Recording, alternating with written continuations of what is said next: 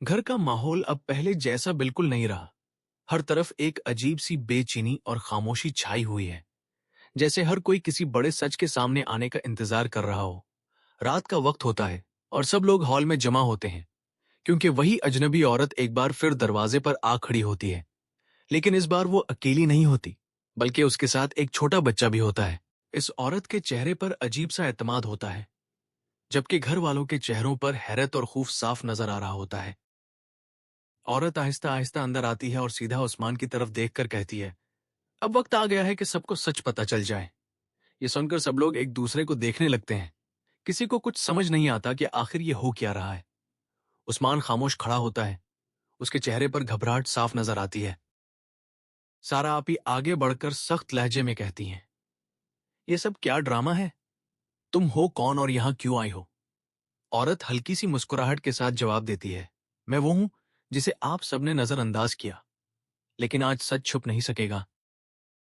इतने में वो बच्चा आहिस्ता से उस्मान की तरफ हाथ बढ़ाता है और मासूम आवाज में कहता है, अबू। ये एक लफ्ज सुनते ही जैसे वक्त रुक जाता है। सारा आपी की आंखें हैरत से फैल जाती हैं। नरमी से खड़ी नरमैन के चेहरे का रंग उड़ जाता है और वो दीवार का सहारा ले लेती है।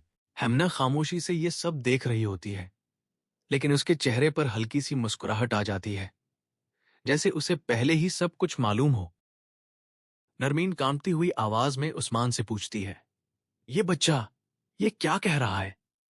लेकिन उस्मान के पास कोई जवाब नहीं होता। उसकी खामोशी सब कुछ बता देती है। घर में एक अजीब सा सुकूत छा जाता है। सारा आपी गुस्से में कहती हैं, ये सब झूठ है। मैं किसी को इस घर को बर्बाद करने नहीं दूंगी। लेकिन इस बार कोई भी उनकी बात सुनने को तैयार नहीं होता। बुरहान आगे बढ़कर कहता है, सच से भागने से कुछ नहीं होगा। हमें सब कुछ जानना होगा।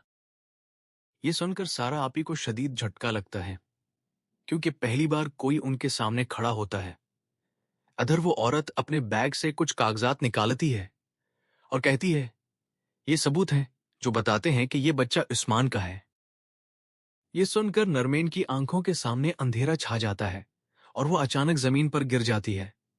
सब लोग घबरा जाते हैं। उस्मान फौरन इसे उठाता है और उसे कमरे में ले जाया जाता है। डॉक्टर को बुलाया जाता है और वो बताता है कि नरमीन को शदीद जहनी दबाव हुआ है और उसे आराम की जरूरत है। ये सुनकर उस्मान टूट जाता है। वो अपने सर को पकड़कर बैठ जाता है और कहता है, मैंने सब कुछ बर्बाद कर दिया। दूसरी तरफ सारा आपी भी पहली बार कमजोर नजर आती हैं। उन्हें महसूस होता है कि उनका कंट्रोल खत्म हो रहा है और घर उनके हाथ से निकलता जा रहा है। लेकिन इसी दौरान एक और हैरान कुन मोड़ आता है। हमना आहिस्ता से उस औरत के करीब जाकर कहती है, अब सब कुछ बता दो, आज कोई सच नहीं छुपेगा।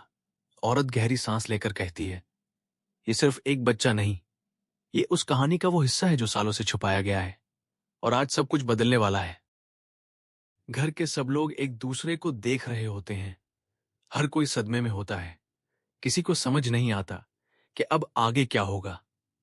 फिजा में खौफ, गुस्सा और बेबसी सब कुछ एक साथ महसूस हो रहा होता है। और इसी शदीद सस्पेंस और जज्बाती दबाव के साथ ये कस्त खत्म हो जाती है, जहां हर किरदार एक ऐसे मोड़ पर खड़ा है जहां से वापसी मुमकिन नहीं लगती।